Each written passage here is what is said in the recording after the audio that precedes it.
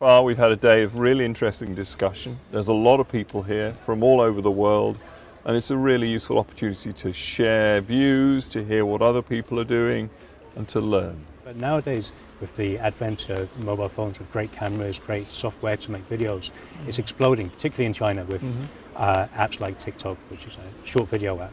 Do you see apps like that and amateur content like that goes on those apps as a challenge to the kind of quality reporting that somewhere like Reuters does?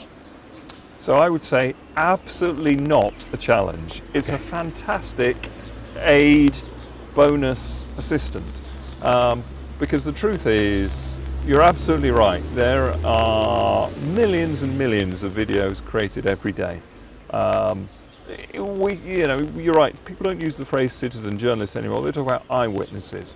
But unless you know exactly what that person is filming and the backstory, you don't know whether it's genuine or what motivated it. So we use a lot of that content in our service. We have a global team who spend their days looking for news shot by the public, verifying it, getting permission to use it. So we will very rarely these days will Reuters be the first camera at the scene of a breaking news story. The public will be there first, but the public aren't journalists. They may be people with cameras, they may film really well, but they're not journalists, so there's always a role for the journalist, but they have to work hand in hand with the eyewitness.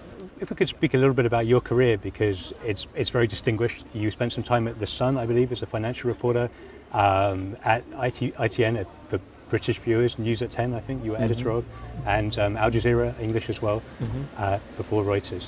Could you just run us through some of the high points, perhaps? Sure. So, I mean, I had what was probably at the time a traditional career. So I started in local newspapers, then I worked for a national newspaper, then I went into local TV, then national TV, then international TV. So, and now I'm at Reuters, which again, I guess is international TV.